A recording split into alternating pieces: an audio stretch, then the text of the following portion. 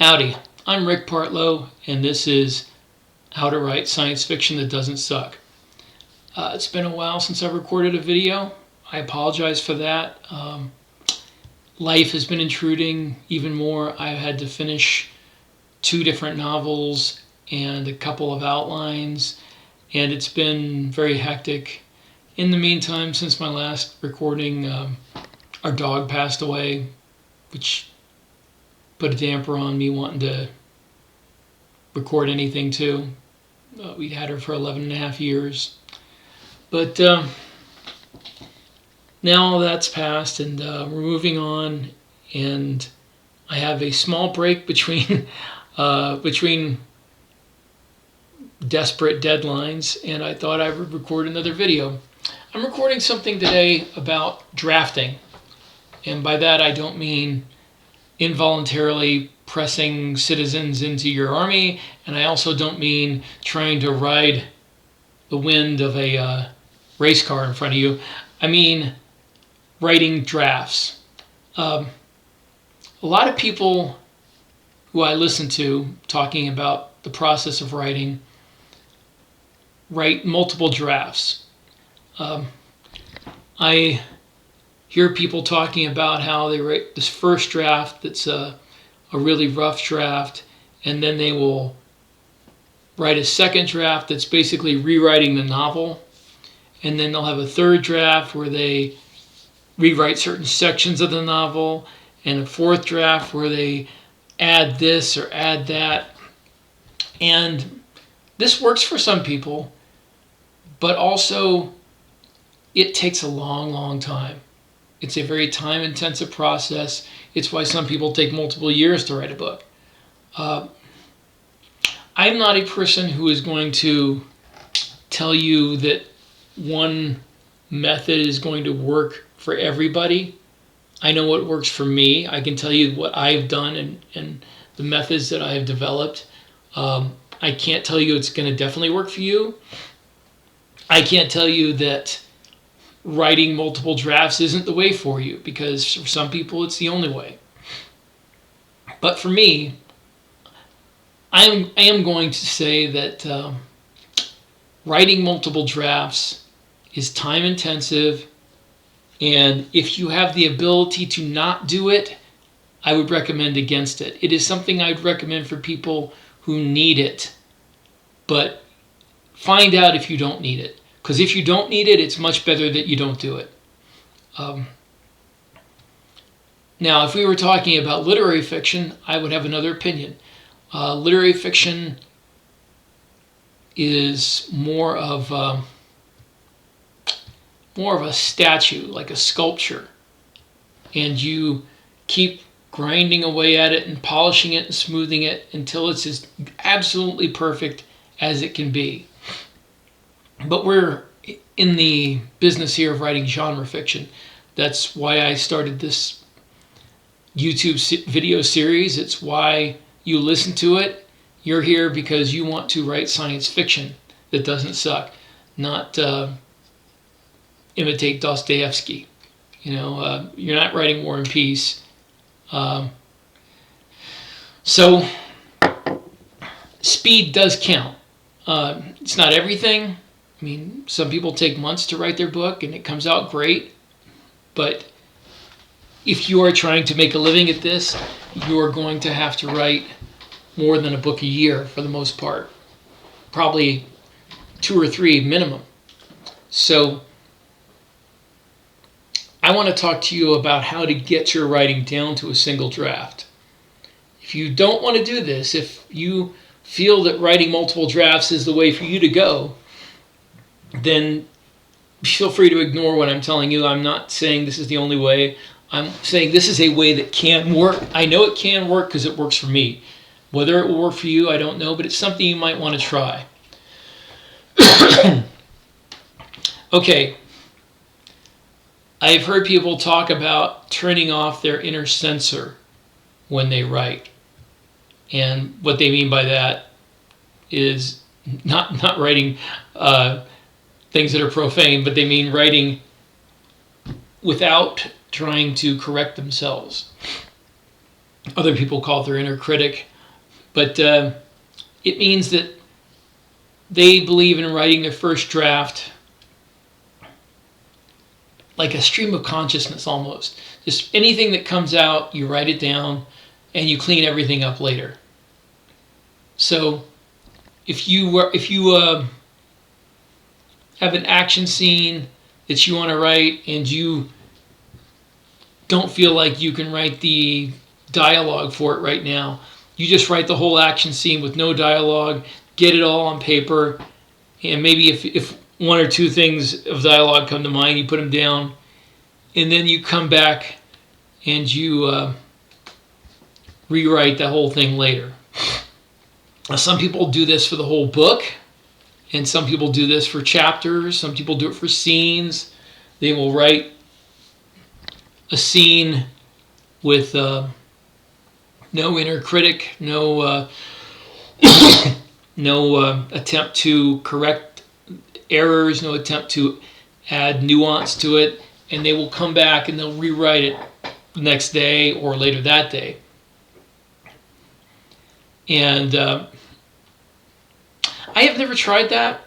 Honestly, it never was something I wanted to try. I can see where it might work for some people. So if you do that and it works for you and you're able to write quickly, don't take my word that you need to stop that. However, if you are one of these people who writes the whole book in that manner and then has to go back and it takes you months and months to write a book,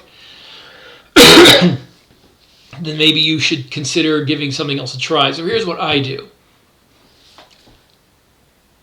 When I write this, and let me preface this by saying this takes practice, years of practice. So don't start doing this now and think it's going to work for you immediately. It's going to be slow at first, but as you keep practicing, it will get much faster. So I don't write a rough draft except for my outline. My outline could be considered a very, very rough draft without any dialogue. I've heard that David Drake does it this way, or did it this way. That say for 100,000 word book, you write like a 15 or 16,000 word outline, and basically the outline is not bullet points. It is saying what happens in the book. It's like if you're telling somebody a story. Say like, okay, so Jim went over here and he did this, and then the other guy reacted this way, and then he left there and he went to this place. You're giving the events. You're saying what happened, not in a lyric, not in a narrative way, not in a way that is meant to sound. What word I'm looking for? Not artistic, but not to sound like literary, possibly, I guess, but more just to tell you what happened.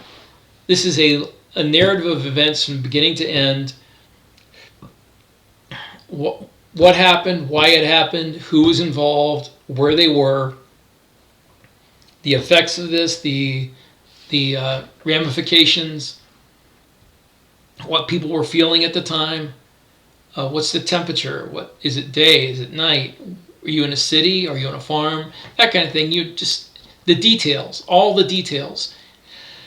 Don't leave out any detail either, because even if you don't use it later on, just having that there for your running in the background of your head is useful. It gives you a sense of the atmosphere. So I write the outline, and first I write like a synopsis, and then I start adding to the synopsis until it's very complete. Then I break that into chapters by putting like a sentence or two sentences or sometimes a paragraph of the synopsis for each chapter. And then I add to that. I go back and I write multiple paragraphs for each chapter and all the details I can think of. If I think of any lines of dialogue I know would fit in there that just strike me, I'll write that down. So I wind up with a very, very detailed outline. It's kind of a rough first draft. very rough first draft. And then I will write it. And when I write the book, I sometimes don't even have to look at the outline. Just having written it down is enough to get the rhythm of the book in my head. And I will be able to do it without looking at the outline too much. Maybe I read it once or twice ahead of time. Maybe at the beginning of the day, I'll read the outline. But I don't have to constantly keep it open. I know some people have the outline on one side, like on a double screen, a double on their computer screen. Now it's split into two: the outline and then the book they're writing. I don't generally have to do that. I mean, I could do it. I got a big screen in here, but I generally don't have to. I have a good enough memory to remember what's going on. If you do not, if you feel like it's be helpful to you to have the outline open next to what you're writing, that's fine.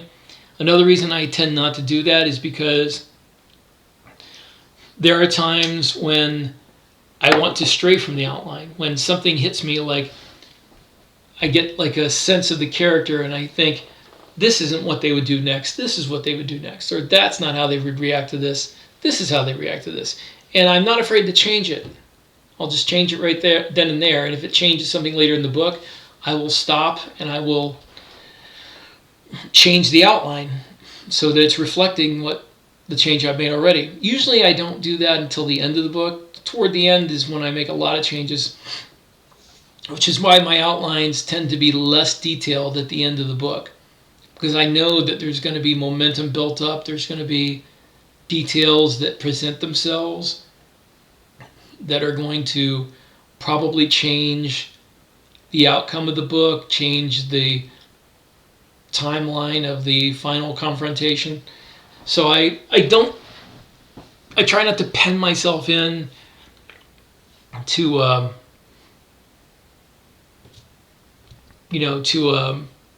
one specific outcome, so I can improvise, I guess, at the end of the book. Sometimes that affects the outline after the next book, and that's got to be changed too, and that's a real pain in the butt, but that's beside the point here. So I write this rough draft, and then when I start writing the book, now some people write more words in a day than I do. I write usually for one book 2,000 to 3,000 words. I'll try to do 2 at a time, so I get like 4,000 to 5,000 words a day written. But for one book, I find writing more than 2,000 words strains my patience, makes me worn out, and kind of starts to get tedious, I guess, where I'm getting tired of writing about these characters and the situation, and I don't want to think about it. It makes my brain hurt. That's why, I can write 2 books at a time. I write one in the morning and one at night, and I get it done. Or I can write, 2,000 to 3,000 words in one book, and then the next day write 2,000 to 3,000 in another book. But some people write, 8,000, 10,000 words in a day. And then they go back and they edit those, and it takes them a long time. I write 2,000 words that are basically publishable. And I do that by taking my time. I don't sit there staring at the screen, but I will, if I feel like a paragraph is not going well, I'll delete the paragraph and go back and redo it. What I won't do is what I've heard some writers do, is write 1,000 words and then go back and delete it because it's useless. No, that's a huge waste of time. You should have thought of this stuff when you're writing the outline. The outline should give you a map, and unless you get struck by the inclination to take a side road and explore some, which is fine,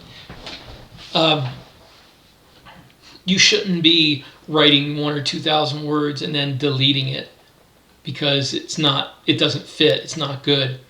You should have thought of that ahead of time. You should write a paragraph and then say, no, that's not what I want to write. I want something a little smoother. and then you delete that paragraph and go back. But that's a paragraph. That's 100 words maybe. Don't be writing 1,000 words. Don't be writing a whole day's work and then deleting it. You're wasting your time. You're wasting your effort.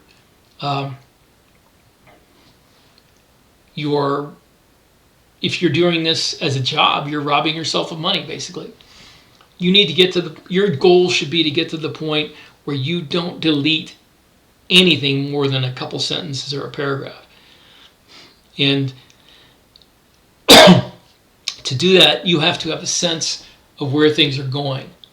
If you start a paragraph and it's taking you somewhere that's not in the outline, you need to think, okay, where is this going? Where is this paragraph going to lead me? Am I going to go down a road that's going to take 2 or 3 chapters? Is this going to hurt the pacing of the book? Because one of the things you should be looking at in your outline is pacing.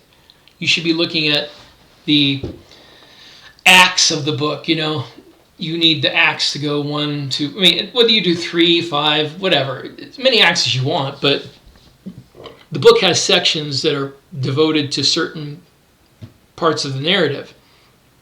And if you mix those sections, if you mix different parts of the narrative, people are going to get thrown off. It's going to throw off the pacing of your book. So when you start to go down a side road in the map you've created, you need to think, does this belong here or does this belong in the second act of the book? Is this going to throw off the pacing? Did I just break my chair? Because I think I did. But is this going to throw off the pacing? Am I putting myself in a bad position? You need to think about that. You need to imagine where it's going. You need to take a second, not write. Don't keep writing it. Just write a paragraph. But then you need to think about where that paragraph is taking you. So you keep doing this, it'll be slower. Maybe you'll only get 1,000 words done a day. And you'll think, oh, this is slowing me down. But it's not really. Because before you might have been writing 3,000 words in a day, and then you go back and edit, and you take out 2,000 words. And as you get more practice at this, you'll be able to mentally picture where the words you're writing are taking you. And you won't have to slam them out on the keyboard and then read them and then realize I can't use this and get rid of them. You need to do that work mentally so that you don't waste time typing it out, editing it, and having it be something that you ultimately can't use. Now, this is going to take practice. It's not going to happen to you immediately. It took years for me to get to that point. But you can get to that point. And if you know what you're doing, whereas I was just sort of, making up as I went along, if you know what you're doing, if you have a plan to get from one point to the other, then it will not take you as long as it did me. All right, that's it for today. I can talk more about this later, but I think you have the general idea of where I'm coming from. And if it takes a while to get to this point, that's fine. This is a process. This is just like practicing any other art or any other skill. You have to do it over and over again. You heard the old Malcolm Gladwell 10,000 hours thing. That applies to writing as well. So if you are a person who finds that they have to write multiple drafts, your goal should be to keep reducing the number of drafts you write until you get down to basically 1 or 2 at the most. You shouldn't be writing 4 or 5 or 6 drafts of a book. You're wasting time, you're wasting effort, you are costing yourself money in production. So work on reducing the number of drafts until you get to the point where you have, I would say 2 is the most you want to do. Some people might argue 3, but I think you can get by with 2. And one of those should be your outline. Your outline should be your rough draft, and then you write the book. I say should. That's for me. It's not, like I said, some people will find this not doable for them, and that's fine. If you have a different way, that's fine, as long as that different way works. If you say, I can't do this because this is the way I do things, but you can't finish a book, well then no, your way doesn't work for you. Maybe it works for somebody else. It doesn't work for you.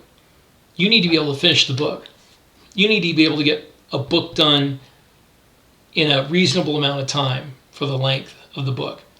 And you need to remember, you're not writing, Dr. Zhivago here. You're writing a genre science fiction novel. It's got a different goal. It's got a different length. It's got a different expectation of how artistic it's going to be. So don't get caught up in trying to have this mentality of, oh, I'm a struggling artist, I'm the next, great American author. No, you're writing a science fiction novel. It should be good, it should be entertaining, it should be well written, but it's not something where you need to take years and years of your life to finish it. Because honestly, you're going to read that and you're going to think, oh, this is my masterpiece. Other people are going to read it and then they're going to read something you wrote in less than a year and they're going to say, no, they're okay. They're not going to know the difference. Okay, that's all I got for today. Hopefully I'll get another video out sooner this time. I've written 7 books this year and I've got 2 more to go.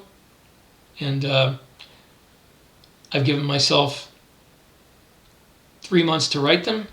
So I think I'll be okay. So I will talk to you guys later.